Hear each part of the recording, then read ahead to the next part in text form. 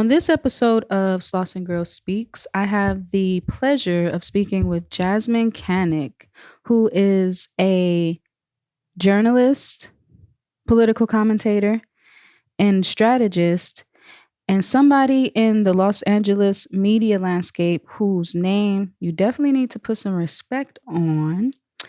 And so today, in Women's Her Story Month, I wanted to highlight Jasmyne and have a conversation about Black women in journalism in LA and her journey to where she is today. So, Jasmyne, how are you? Hey, I'm so happy to finally be here with you. I know. We've been throwing some dates around, and finally was able to make it happen today. So I really do appreciate your time. I know you're a busy person, dot connecting in the city, but so yeah, I know recently you recently returned from Jamaica, I did. and you were actually working out there, working on a podcast. Can you talk a little bit about your project and yeah, how was that experience? So I have a lot of friends who are Jamaican, Okay. who live here in the States and then particularly here in LA. Okay. And one of those friends has been on me for a long time to come see the work that he was doing in Jamaica. Now, my friend Nevin used to live here in LA, but then he had moved to Florida. And I kind of didn't know exactly what made him decide to move to Florida, but he told me the reason why was because of the murder of this young Black man in Jamaica.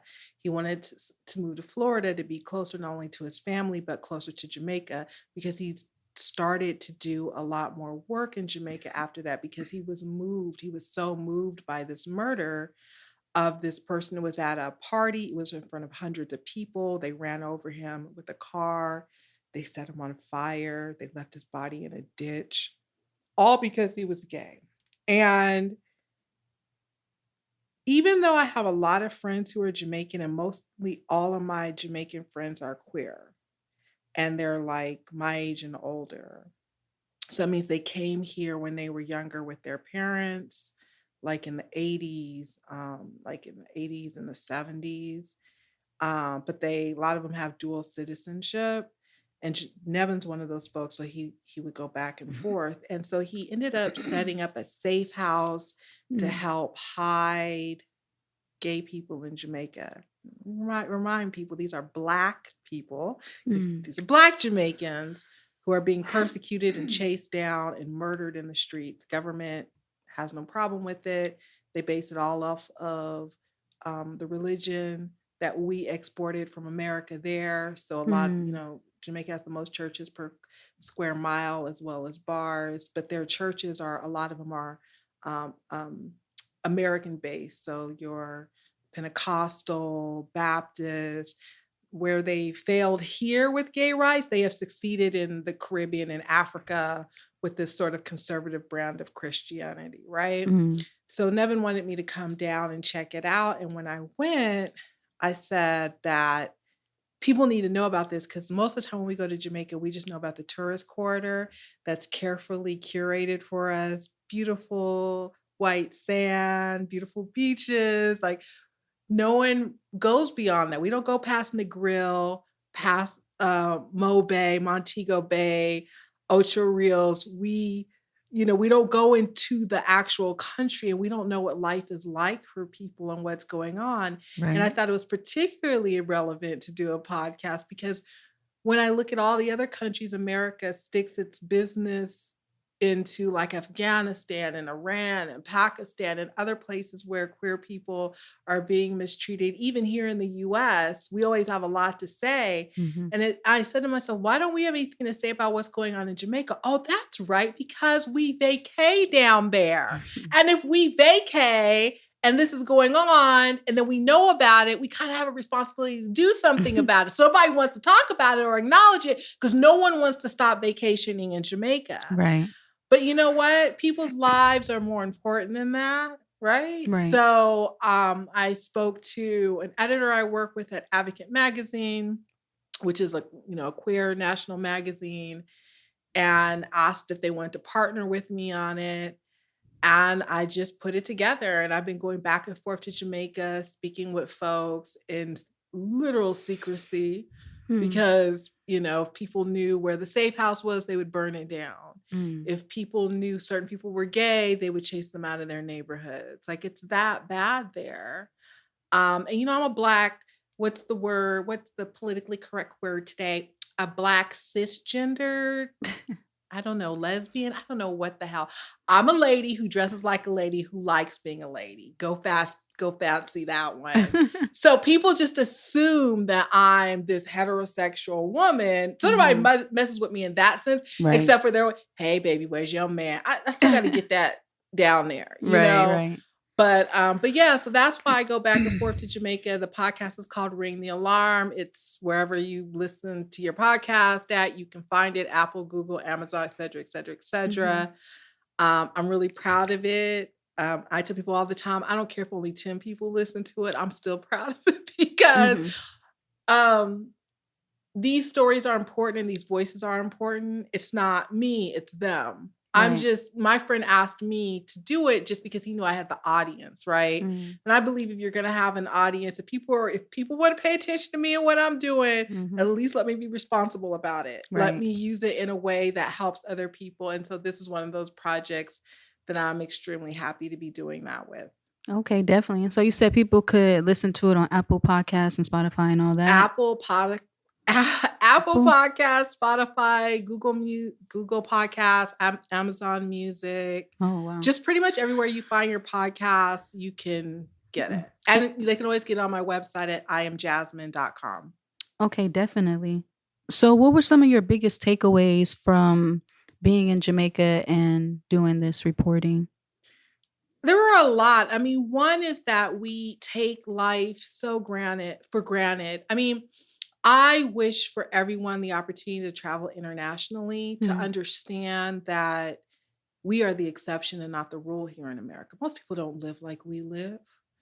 And I've been to China, I've been to Africa, I've been to the West Indies, I've been to Europe, I've been a lot of places. I've been blessed to go to a lot of places. That's right? cool. I've been to Central America, right? So I understand that we are the exception to the rule. I go places where they don't have indoor plumbing. There are places in Jamaica where people are literally living in huts on the side of the road. Okay, there is no indoor plumbing. There are places where a van drives up a hill and provides internet for that rural community village for a couple of hours once a week. Okay. And so I'm constantly reminded that no matter how bad I think I have it here as a Black woman, I'm still privileged and have it a lot better than my counterparts in other countries. Right. Um, I am also reminded again that there's a hierarchy into lives that matter, particularly in the queer community. I wrote a piece not too long ago about how we're all up in arms over how the gay Ukrainians are going to be treated under a Russian rule. And I'm not taking anything away from that. But I was like, okay, wait. Oh, okay. Now this just recently happened or is happening.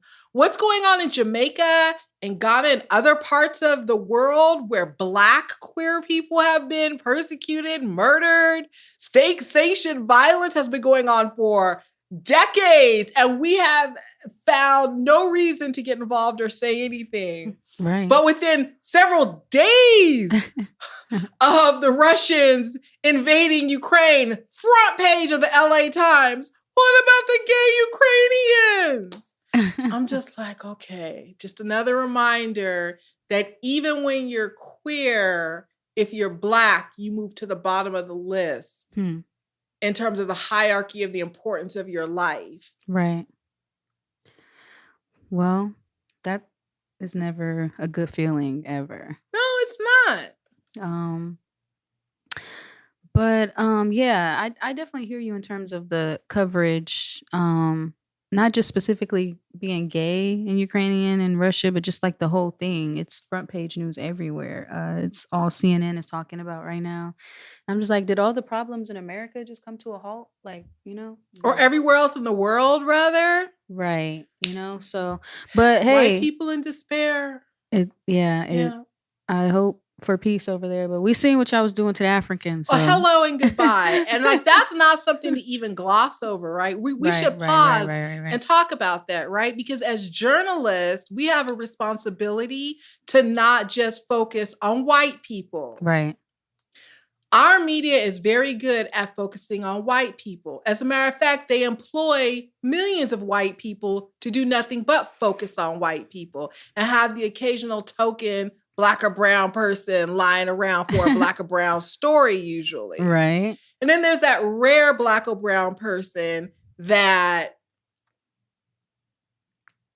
forgets they are Black or brown and can succeed in the white man's world because they look in the mirror and see a white person. Whereas the rest of us see who the hell they really are. Right. No names. Shout out to CNN. Right. So when I'm seeing these hashtags about Africans in Ukraine on social media, and I'm looking at these videos and these images of how Africans are being treated in Ukraine, I'm saying to myself, now how come this isn't on the front page of the LA Times? Now why isn't this on the front page of the New York Times? Where you at, Don Lemon? Where y'all at on this? I mean, every other pro-Black people this, Black people that. These are Black people in Ukraine. Do you stop being Black the minute you leave the U.S. or something? Like we no longer care about Blackness outside of the country. And I'm still very disappointed in the coverage that it's like nobody wants to call out the elephant in the room. Call the elephant out in the room. Call the elephant out in the room. Right. You have people literally saying you can't leave because you're not white. Right. Yet I'm being asked every day, I don't care if I'm on my phone, I don't care if I'm on the computer, watching TV, to give money to some cause to help Ukraine. Well, I'm going to give my money to some organization in a country that is badly treating Black people. I actually started seeking out the organizations helping the Black people in Ukraine. Right. That's who I'm going to give my money to. Right. Definitely. So what do you think is kind of being, why do you think that the Africans are being treated like that in Ukraine, to where they, they're trying to stop them, or we're trying to stop them from boarding trains and things like that? Like Black. Anti-Blackness, white supremacy. Well, what else could there be? Right. Let's be rational. There's no other reason for them to stop them from leaving other than the fact that they are being anti-Black. Right. They are putting white Ukrainians first. Right. And don't care if they get killed after they're left behind.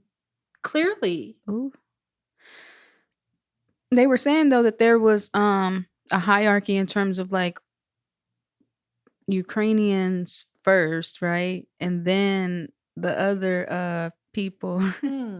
But then that group, Black people, is always at the bottom. You know what I'm saying? Because it's not POC as much as it is being anti-Black. So what they're saying is like, no, we're not racist against the Black people specifically. We just have a policy to make sure all the Ukrainians get on first. But then after that, it was like the Indian folks, or not Indian. Oh, girl. But like another demographic. And then the Black people were like, because on the totem pole, we're at the bottom, allegedly. I hear you. So do you think when the Russians are pinpointing what they bombing next, they look, those aren't white Ukrainians, those are Africans over there. Okay, don't we ain't a bomb right there. Right.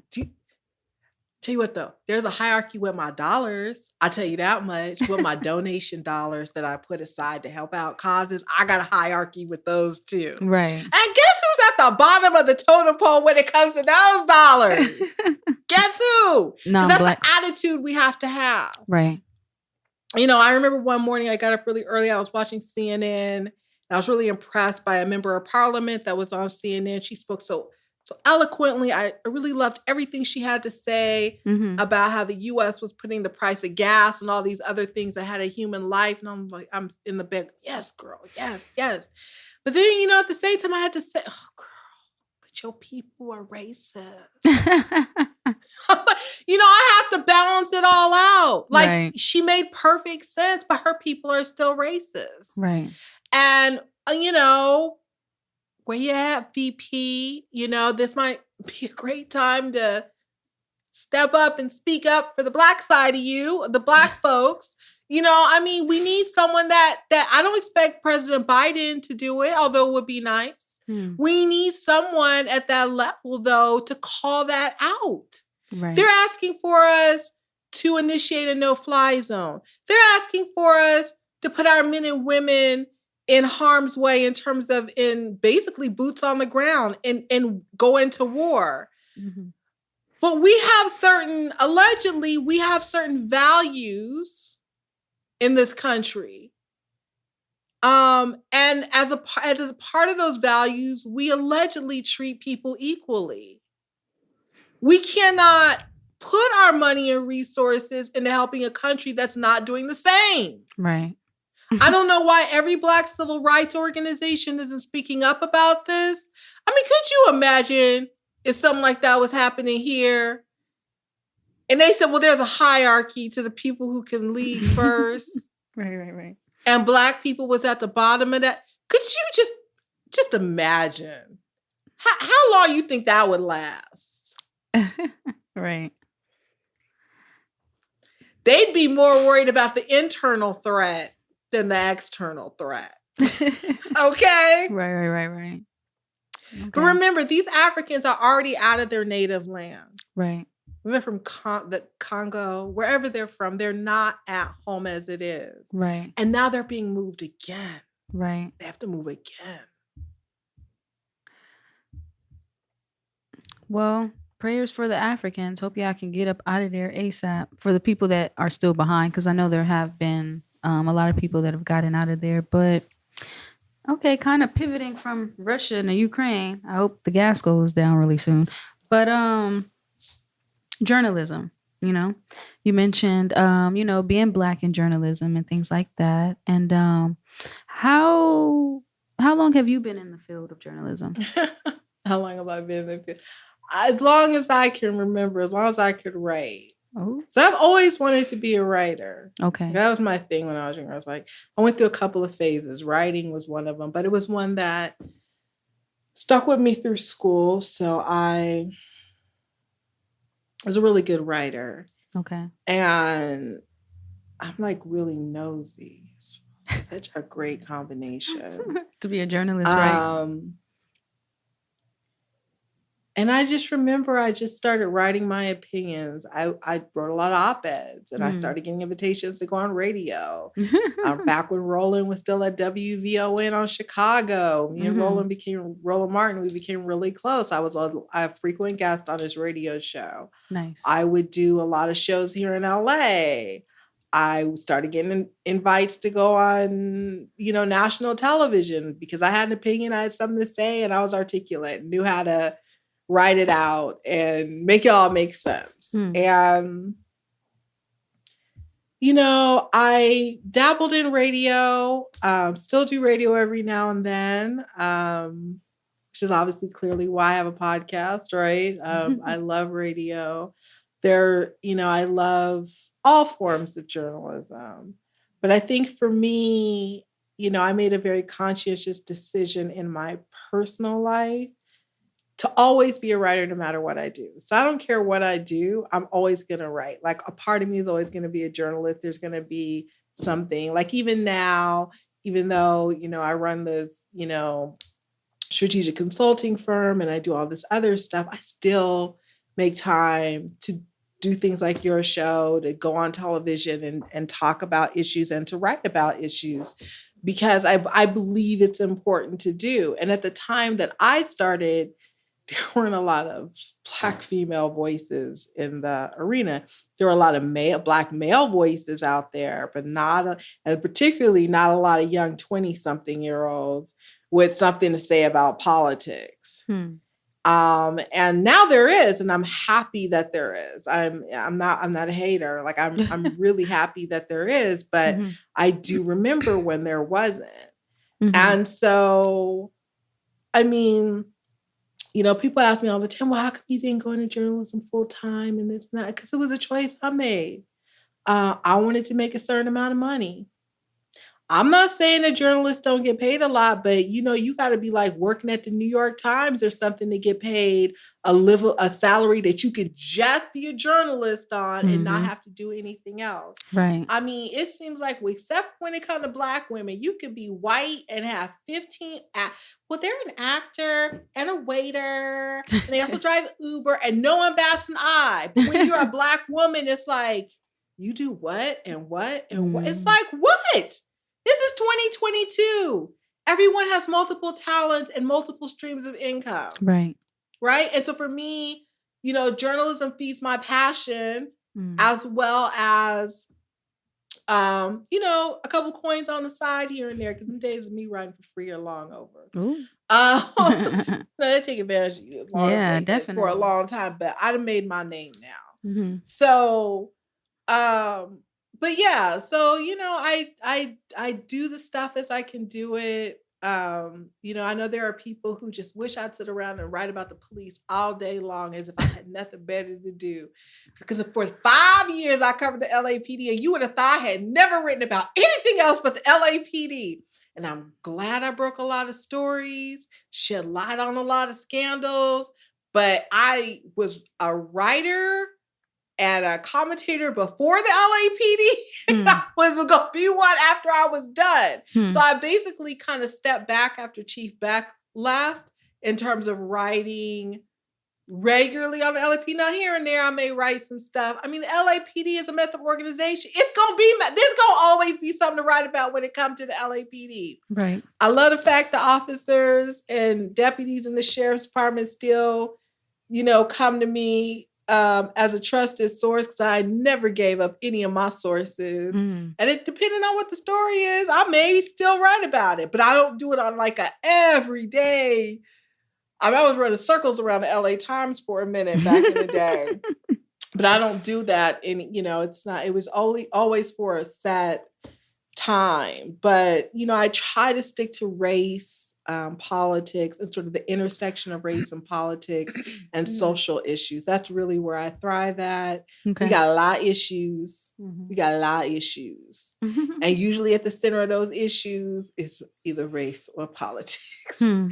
And sometimes we don't want to talk about those issues. We want to dance around them. We want to ignore it. Like how I was saying earlier about, what was going on in Ukraine. With that, like, we just want to talk around stuff. We want to act like stuff isn't going on. Same thing with Jamaica and what's going on. And I'm that person. No. We gonna talk. Let's just talk about it. Let's just have a conversation. It might not be a pleasant conversation. It might be hard to have, but let's have that conversation. Right. Because we can't keep ignoring things, acting like they're not happening. Right. No, I agree, definitely. So from your time in journalism, how have you come to view the importance of journalism? Like, how important is that to not only society, but I guess in particular Black communities? Well, I mean, journalism has always been important. It's been really important to Black communities because there was a time when we wouldn't get covered in white newspapers. So we started our own newspapers and we hired our own journalists. Right. We had Black men and women who published their own newspapers for their own communities and still do to this day. Shout out to the NNPA, National Newspaper Publishers Association. And then we went through, which I currently believe we're still in to some extent, that phase of white papers reporting on Black people, either using white disconnected reporters or Black disconnected reporters, right? Who just exploit stories, or just flat out steal stories, right? or just it's not really about the actual issue. Yeah, that too. I mean, it's for a couple of visibility. things I think about, you know, I've watched reporters use story for they could care less about what was going on to the subject of their story. They just It's for wanted the visibility story. for them. And some people will argue, oh, it's not our job as journalists, blah, blah, blah. It's whatever you make your job to be.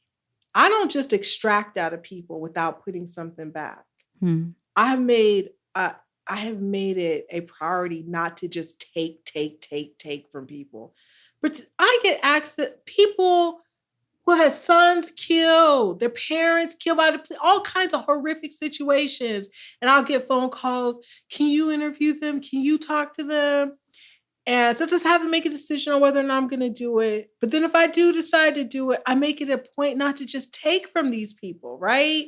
And what does that mean? It means different things. When I was in Jamaica, I remember going down to the gully, which is like our Skid Row in LA, but like for queer people, like where they, and I remember them, there's so many people. And I remember them saying to me, all the white reporters do is come down here and take from us.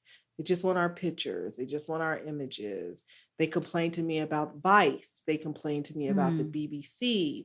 They complain about how these people came down, these reporters, some of them Black, but all working for these other folks, taking advantage of them, making them all these promises and them never hearing from them again. Although when you go and Google, queer Jamaicans and the Vice story, because they ran the story. Let's be clear, the stories ran. But no resources for the people? No resources, nothing. So when I interview people in Jamaica, I pay them. Do they ask me to pay them? No. Do I have to pay them? I do not. But I'm also an American who's getting on a plane, coming back to a nice, comfortable place to live. And these people are living in a gully. Right. And I don't feel any kind of ways about giving them money to speak with me. 9 times out of 10, they don't even expect it. And I don't even give it to them until we're done. They're always surprised, right? But I have to find my own ways, like I said, to not just take from people. Right. We do an awful lot of taking from people in journalism and not enough putting back. We do a lot of that. Like, as you know, I've been watching, I'm one of the, did the whole Ed Buck situation. And, right. You broke that story. You broke the story. You stayed with the story until this man was convicted. I'm still with the story. Still with the story, right? Go to court in a couple weeks. So, not to cut you off, but like, in the world of journalism, I feel like there's a general respect that's given to people that break stories and have had the traction that you've had with Ed Buck, to where that person will be seen as the go-to person on that subject. You know what I'm saying? No questions. Do you feel like you've been offered that same respect as a Black woman on the Ed Buck story? Absolutely not. No. First of all, half of them mad that they didn't jump on it sooner, and can't claim that glory, right? The other half are just haters because, there's some idea that only when you white, but if you're white, you can do anything. But when you're Black, you have to play by certain rules. So for some reason, if you're a Black journalist, you're not allowed to also happen to be a political strategist. Who also happens to know a lot of people. So did I wear my journalism hat? I absolutely did. But there were times that I took it off because I realized journalism alone wasn't going to get this man off the street. Oh, wow. And so I put together a whole plan. I went above and beyond. I certainly did do that because that's what it took. Wasn't nobody else doing it. Like, can you mention some of the things that? Yeah, I mean, just dealing with the Democratic Party, calling out the politicians who took his money, going to the West Hollywood City Council, showing the families how to lobby the members of City Council in West Hollywood to make this an issue, helping to organize people who wanted to protest in front of his apartment because he stayed free long after the second person died. Right. You know? Right. And people will say, well, that's not what a journalist does. I'm sorry. That's what Jasmine does. She also happens to be a journalist. So what? Right? Because again, white people get to do whatever they want to do. They can you could be the president and be a journalist. You do whatever you want to do. But when it's Black, it's like, you got to stay in your lane and you can only do this. You're a rapper, you just be a rapper. You this, you just be this. And it's like, no, we are multi-talented and can do a whole bunch of different stuff. Right. And I tell people all the time, and I don't have a problem talking about what I did because I know what I did. You know, I did do that work because it was important. And yeah, am I happy my journalism helped? Yes. But it wasn't just my journalism. I had to be a strategist. I had to call Fox News. I had to call these channels. I had to argue with these people. Why aren't you covering this? I had to basically treat it like it was a campaign as well. You know, and then finally, after the second person died, people start, oh, there may be something here. You know? Never mind the dozen or so Black men that stepped forward and said, hey, he did this to me too, but I didn't die. You know, and so I just find all of it fascinating. But what I find even more fascinating is the white folk, with the help of some Black folk, that like to come in and take these victory laps now that he's sitting in jail, not prison, he's still in jail, y'all. And like they doing all these documentaries and stuff. And I'm like, right. I don't remember seeing one, y'all. who the hell are you? Right. 2, where the hell have you been? 3, how much of the proceeds of the money that you got paid to do this doc did you send to the victims of Ed Buck while you out here taking your victory lap? Right. Under the name of, oh, Black Lives Matter. Well, show us all Black Lives Matter because we ain't seen a dime. None of them victims the families ain't seen a dime from none of these people. You know? But I ain't worried about them because I'm doing my own documentary, actually series. Yeah. And since everybody's only going to talk to me, you know, I'll have all the exclusives. Why wouldn't they talk to me? I helped them get the justice that they were going after. Right. And I've been there every step of the way. I wasn't a Jackie come lately. Right. I've been there pretty much since a couple of days after Jamel Moore was found dead in Ed Buck's home. Up until today. And we still going to court. That's another thing. Why are you taking victory laps when this man ain't even in prison yet? He ain't even been sentenced yet. And we ain't even had a victory party taking a victory lap. And y'all out here making movies and taking victory laps. Right. Off of somebody else's work. Right. Right. Which is, I'm glad you mentioned that, because for people that might not be in journalism, they might not understand, like, okay, well, why is that even important? Like, at least they're giving it more light. But it's like, if you're a journalist and you're working, like, you know, and you're independent too, so you weren't like getting paid. Intentionally independent. Right. You know, because you could have pitched it somewhere, but you weren't getting paid for that Ed Buck work, you know? And so how you mentioned, you know, being strategic and showing his family routes of how to fight for justice, and, you know, contacting news stations and pushing for more coverage and things like that. You laid the groundwork, right? So anybody who wasn't there at that time is basically having to kind of go off of your work. They steal it all off my social media and our website. They take it all off of that because I refuse to give them anything. Good. But then I turn on TV. You know, I try to be like a good Christian woman. My grandparents would be very proud of me today. But I turn on TV and I see Inventing Anna. And I'm sitting there. Was it Inventing Anna? Yes. The movie, the docuseries Shonda Rhimes did about the fake German heiress who's really from Russia, who scammed like all of New York's social elite or whatever. It's like, I don't know, 6 to 8 episodes. It's really well done. I absolutely love it. Okay. But I'm just like, wow, this white journalist got her story told. Because she was the one that really exposed her. Oh. And and put a lot of work into exposing her. Right. And not just exposing her, but just basically telling the story of, and she got a whole damn show out of it. But why is that relevant? Like, okay, this lady scammed the. Well, that's a whole nother story because it was New York's social elite. Right. I think I seen a tweet and it was like, I think it was in reference to that, but it was like, basically if you're white with an idea, then they'll just like throw money behind you, like, Apparently or whatever. so. But again, kudos to you, Thank you. because like, we be out here fighting for justice for, as Black people, we be marching, we be doing everything, you know what I'm saying? And a lot of times we don't actually see people arrested or, Yeah, that certainly is the truth. Our the opportunities to take victory laps don't always come right. Every now and then we might get a ruling in a court where a cop goes to prison or somebody is found guilty of something. Right. But you're right, it doesn't happen often. But what I do want to make sure I say is mad love and respect to my Black journalists, because we come to these stories with an understanding, with an eye and an ear, especially the ones that involve our people and our communities like yourself, that nobody else can bring. They try to imitate us, oftentimes duplicate us, but they are not us. Right. And there's a reason why you get calls, I get calls, the Sentinel, other Black journalists and newspapers get calls from the folks in the community.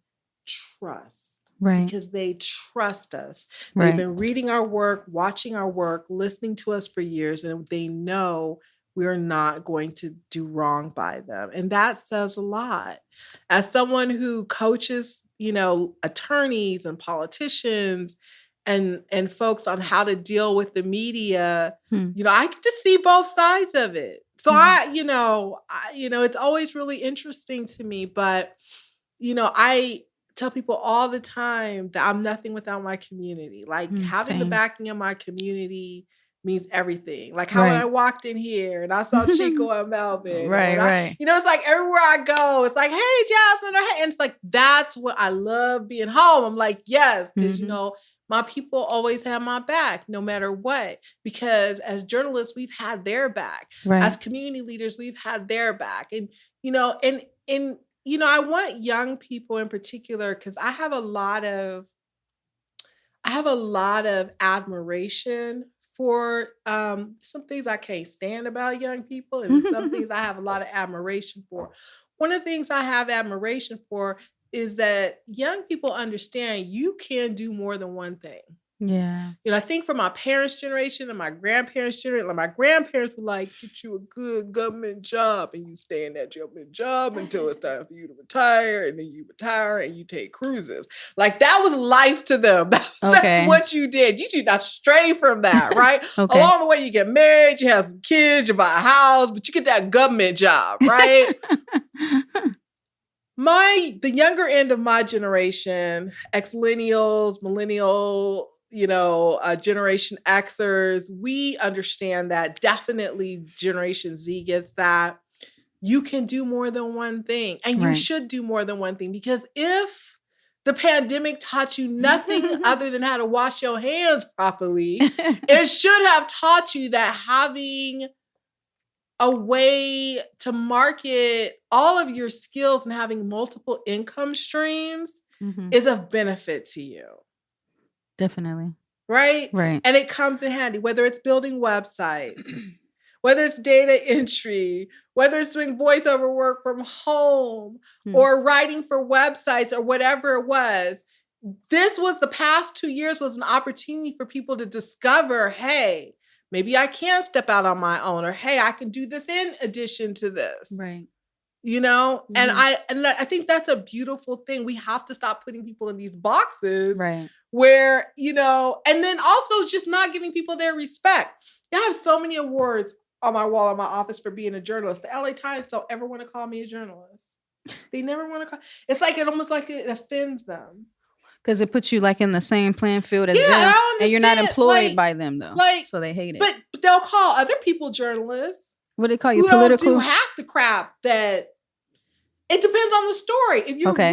if you're using me in a story about something that I did or wrote, you Right. need to credit me as a journalist if I tell you that. Right. If I tell you to credit me as the founder of Cheerios, you better credit me as that. That's the way it goes these days.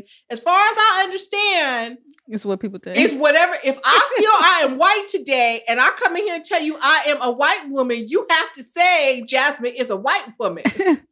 Self-perceived white woman, self-identifying. But that's basically the world that we live in now, right? Except for that.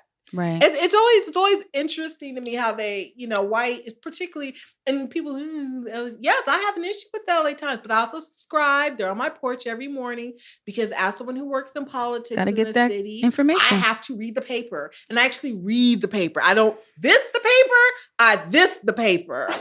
And so, yes, I do it because I want to make sure that I can maintain my level of reading. You start writing and reading and just typing and, you forget how to do stuff. So I actually do read the papers in my bag right now. In that Teflon. Shout out to you for getting one of those Teflon bags. That is so hard. Really? I hear people say it is. Well, if you go online. I've had mine for a little while though. Okay.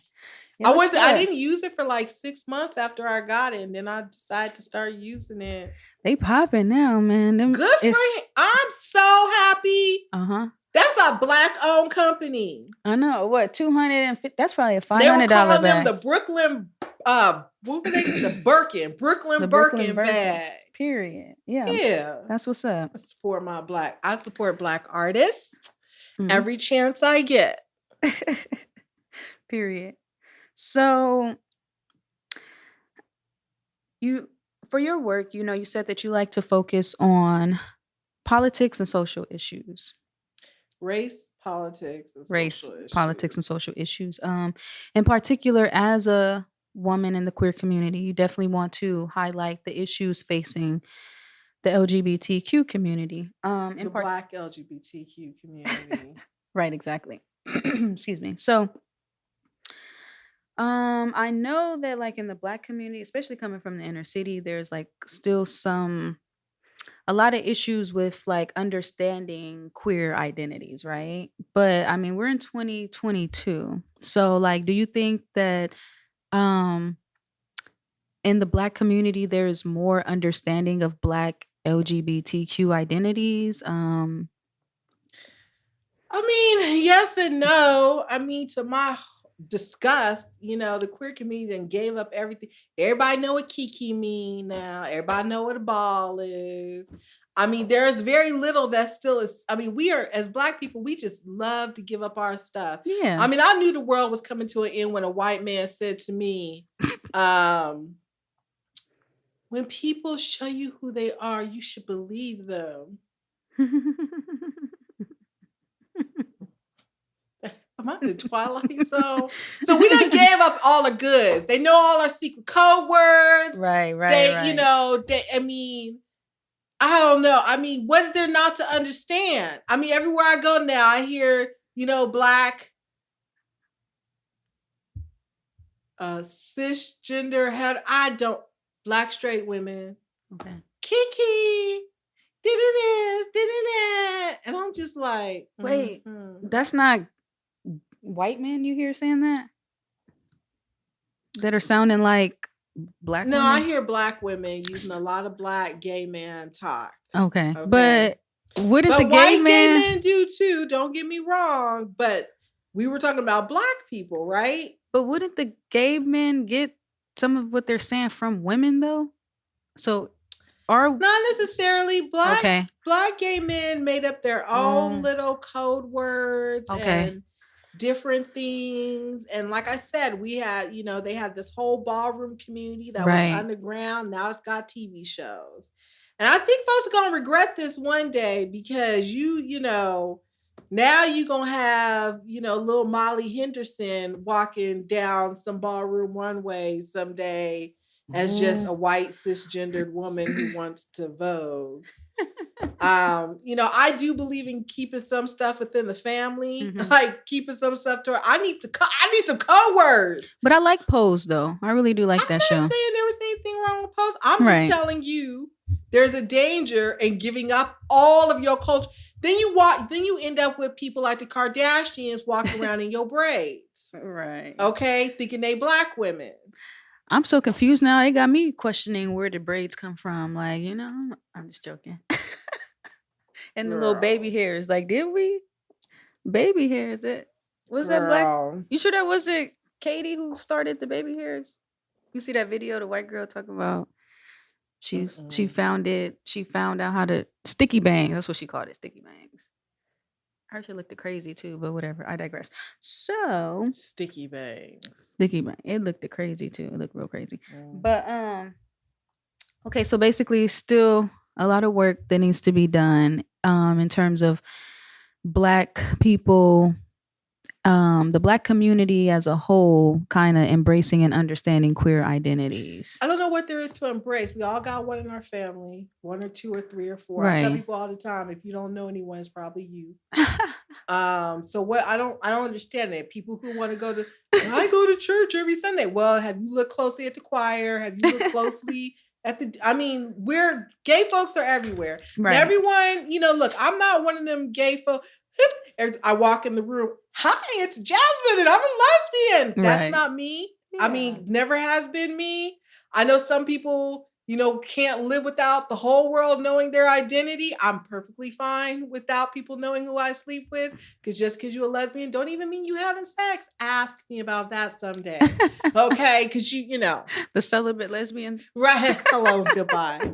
The workaholic lesbians. The I got dumped, but that's a whole nother story. That's a whole nother, not dump. But so, I don't know. Gay folks have always been a part of our communities and our families. Like, right. And I, not trying to be funny, but a lot of older people who have an issue with it, well, their generations are dying off. Mm-hmm. And as their generation dies off, younger generations become the majority and their attitudes about things are different. It's called evolution. Right. And, again, as long as ain't nobody trying to crawl up in a bed with you, what do you care? Right. Like, honestly, if your God is so great, he don't need your help. Okay. So you talked about how, journalism, that's something that you've basically been always doing as a writer, but and you want people to put some respect on your journalism name, period. But that's not all that you do, and you've pivoted real hard into politics. Yeah, I've been in politics since early mid 2000s. Mm-hmm. Got my start right here in Compton, working for the chair of the Black Caucus, who at the time was Mervyn Dimely. And I thank God for that opportunity. Honestly, didn't know anything about politics, came to work for him, and had a master's in it by the time I left. Okay. Left him, went to work in Congress for Congresswoman Richardson as her press secretary, came back from DC, decided there was more money in consulting, which there was. And I decided to start consulting. All the white boys were doing it and making tons of money. But the thing was, they were doing it in our communities. Mm. They were running races in communities they weren't even stepping foot in. And still are. Black politicians are still hiring white people to run campaigns in the hood. That's a whole nother conversation. But I persevered and, started teaching politicians about websites and social media. And because I was a journalist and had certain relationships with the media, I was able to get a lot of stuff done. And, fast forward, 15 or so years later, I've worked for 5 mayors. I've worked for the president of the LA City Council. I've worked for several governments. Even worked for a police union as a consultant. So, I'm pretty proud of the work that I've done. I really, really, truly am, because I started I started at the bottom and now I'm here. When you in politics, it's all about who you know Right. and people trusting you. Right. Particularly in the work that I do, political consulting and strategy and communication, people have to trust you with their image. They're basically putting their image in your hands to be, and I'm proud of the work that I've done for the folks that I've worked for and continue to work with. I've been a candidate myself, won my first office in 2020. Hmm. So, it's been an interesting ride. Still right. Still was finding a way to get Ed Butt convicted, doing all of this and all of that all at the same time. Mm-hmm. Yeah.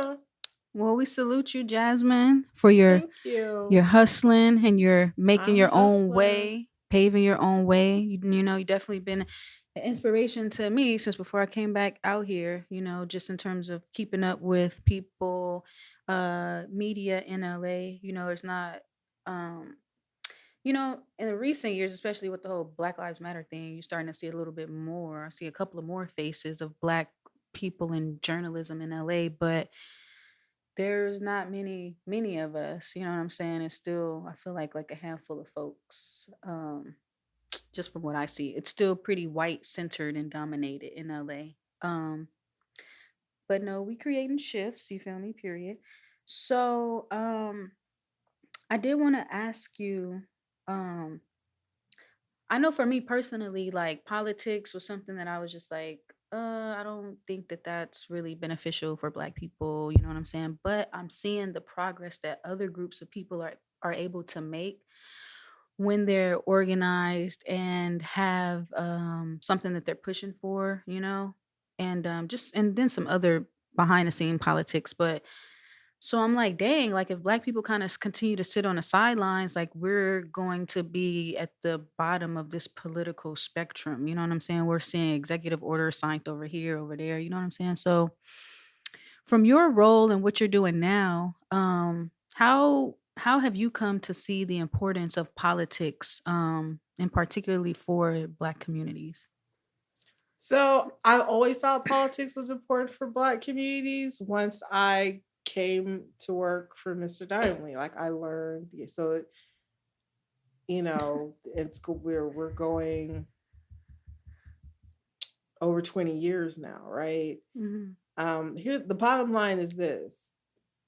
There are some things, how they always like to say, taxes though and death are the only things you can depend on that you can depend on in life. Hmm. So is politics. Government ain't going nowhere. Now you either can have a say so in your government or you can just live under your government and not have a say so and let it run all over you. Right. Black people are in a very precarious position.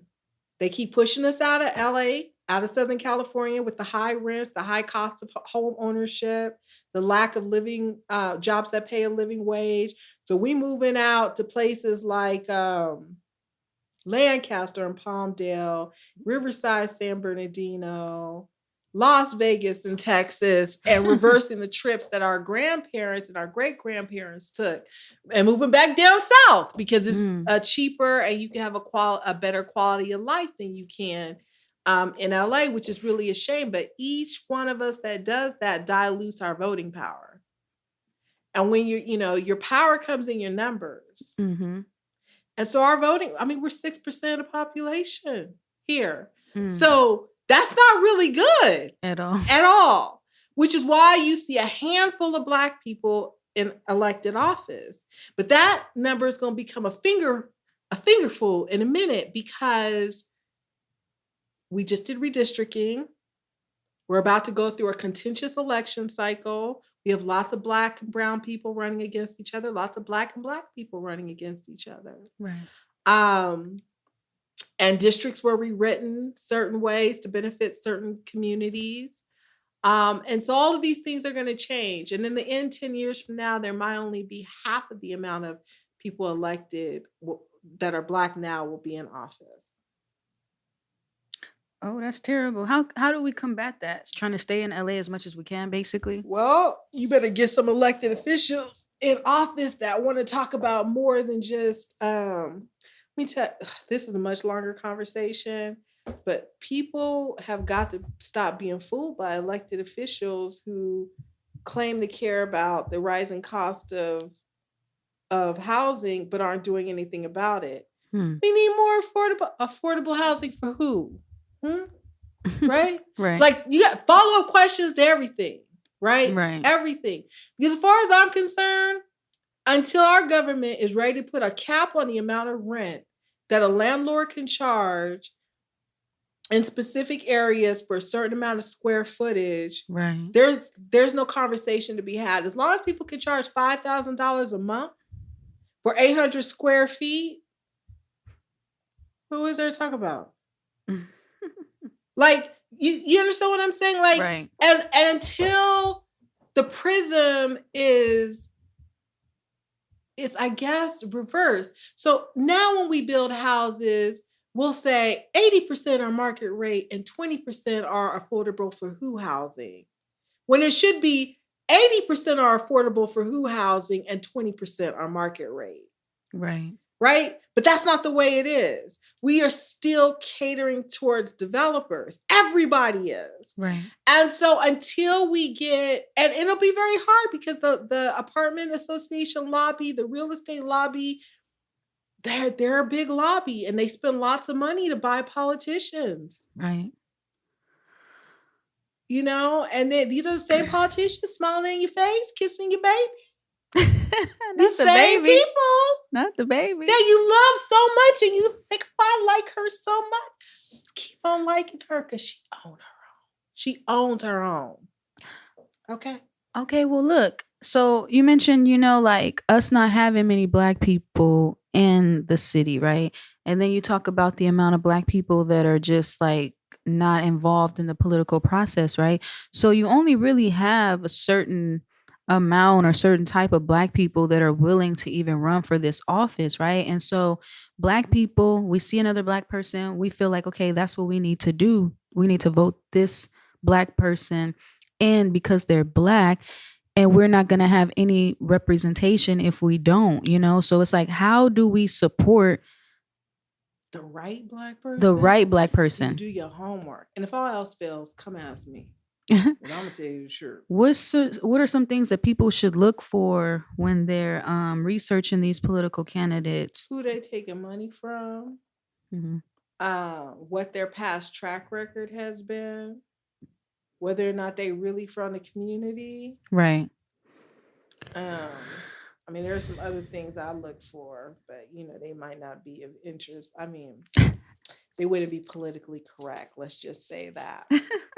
Okay. But I like to know, who you married to and what community did you choose to settle in? Like, these are all things that tell me what kind of person you are as a person, Okay. But really, we have to do our research. We have got to, we have to treat the election of the people who represent us the same way we treat our bills. We don't just pay our bills without looking at the bill. Right. Like, we look at this bill is $10 higher than it was last month. Why? You start looking through the wattages, seeing where did they add a new tax on there or something. We have to do the same thing. It's only for a few months every couple of years, but we have to do our due diligence because these are the people that raise our electricity rates, raise our property taxes, raise our water bill rates. Right. These are the people that have a significant amount of control over our life.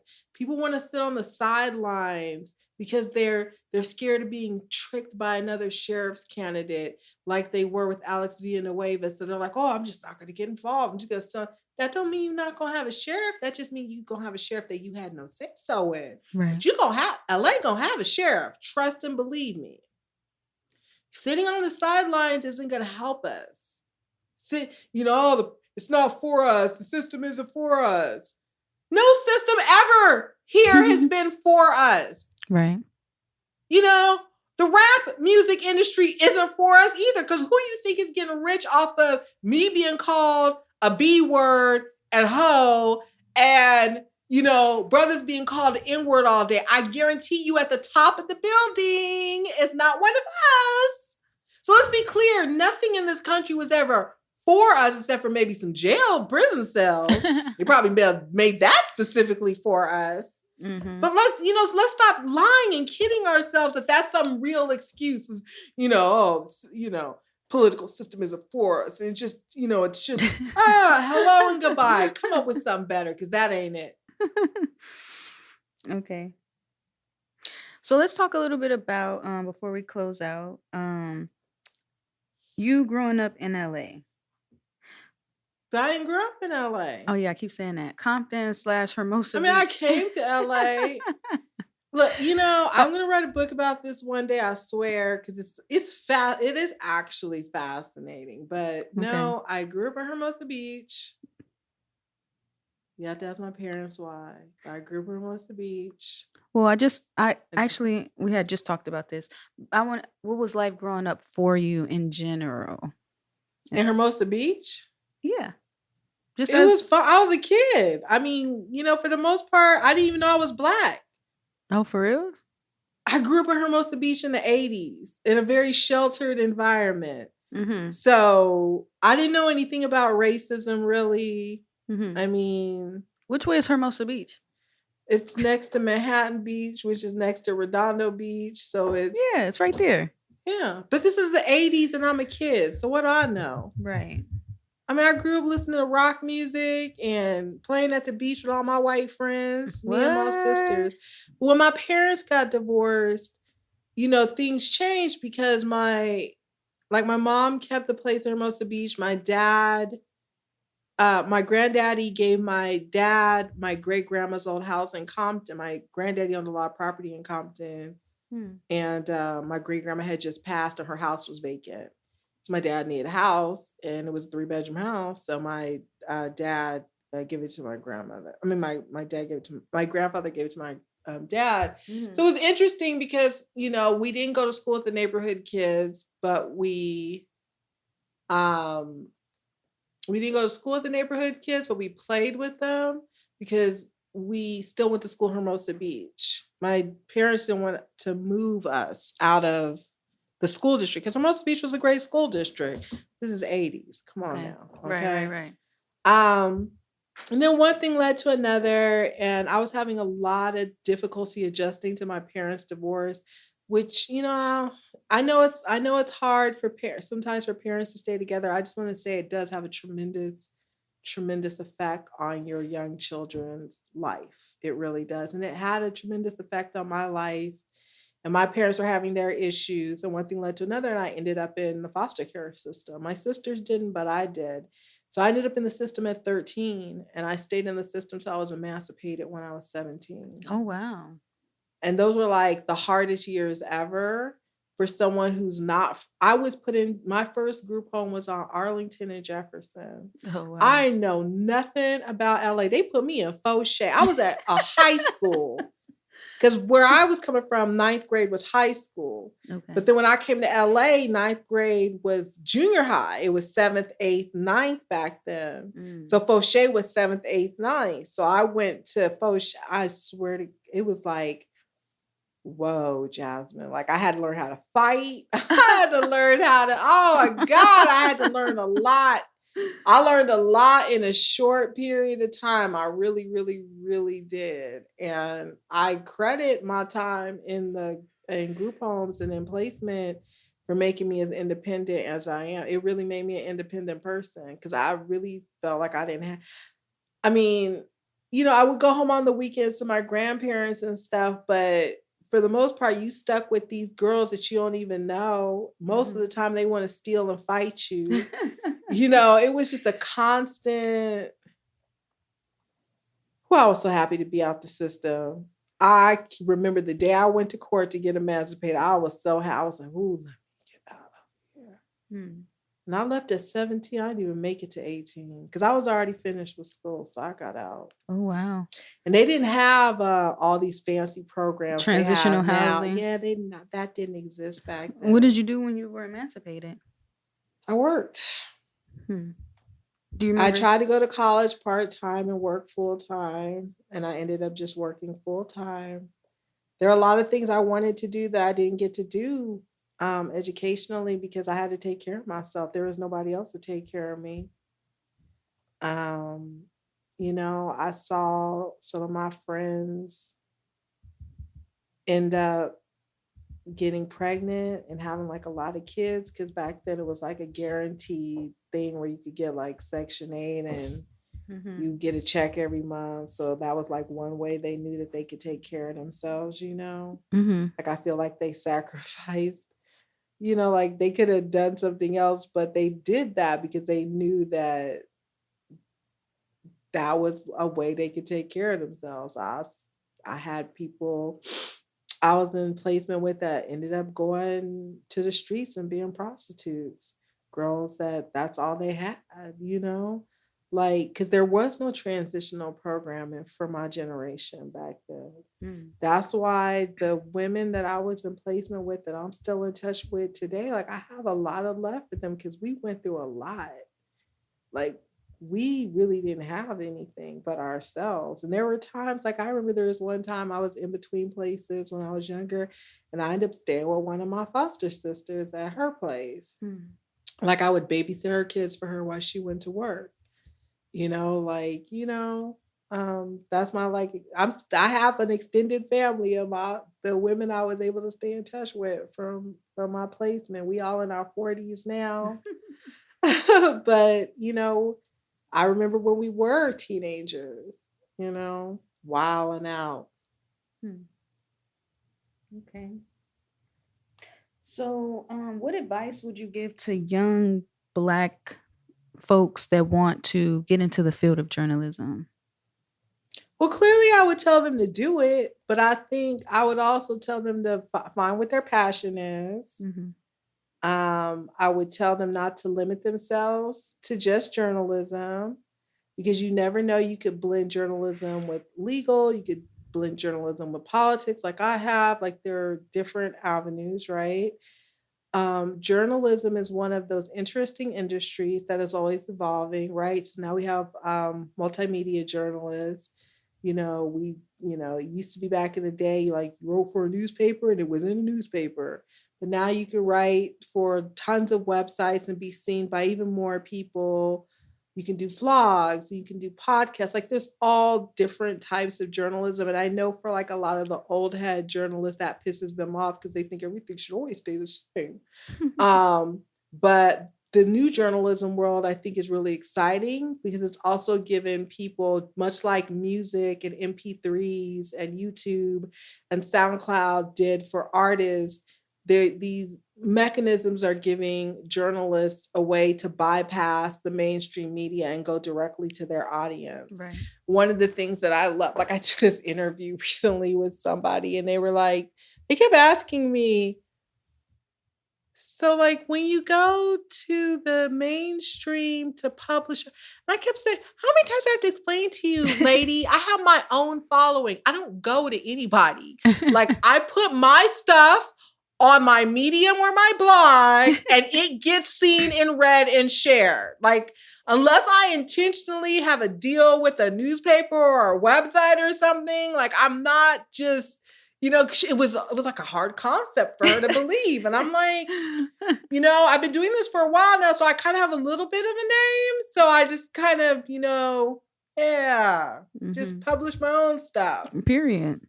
And there are times I do go to like an LA magazine or an Advocate or a Sin or whatever if I think it's the appropriate audience for something. Plus, it doesn't hurt to step outside and remind people you're still here, kind of thing. But I love the fact that we can't have. I've had a blog for like 20 years now.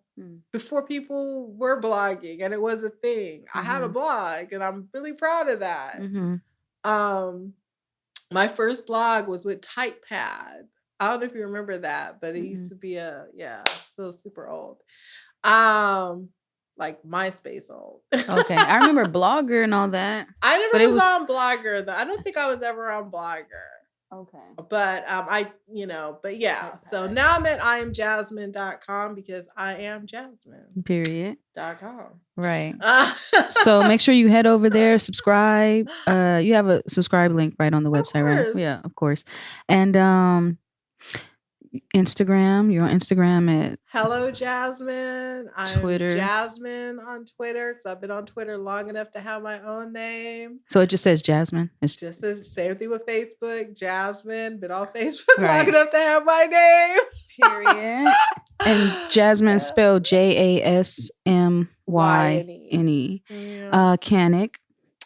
And so yeah, before we close out, is there anything that you want the people to know that you feel like we did not touch on? But I feel like I didn't even read these questions because it kind of just was came up in conversation. It's fine. Look, I'm super proud of you. Oh, thank you. And, I Likewise. think the world of you. I love the work that you do and the dedication you put into it and the level of consciousness you bring to everything you do. I think you represent us very well. And when I say us, I mean Black people, Black women, Black journalists. I just think you do a really excellent job at that. Don't ever be discouraged. Know that there are people who support you and who are reading what you write and watching what you post. And you're the next generation of journalism here in our community. So thank you very, very much for everything that you do. Well, that means a lot, Jasmine. Thank you so much. And, thanks for paving the way. You feel me? Like we're I'm not gone nobody. yet, girl. No. Of course. But, set things in stone so that somebody like me can come through and be, even appreciated in that light. You know what I'm saying? Because you had broke down barriers and doors for me to be able to do something like this. So thank you so much. I really do appreciate it. And Thank salute to, you paving your own way as well.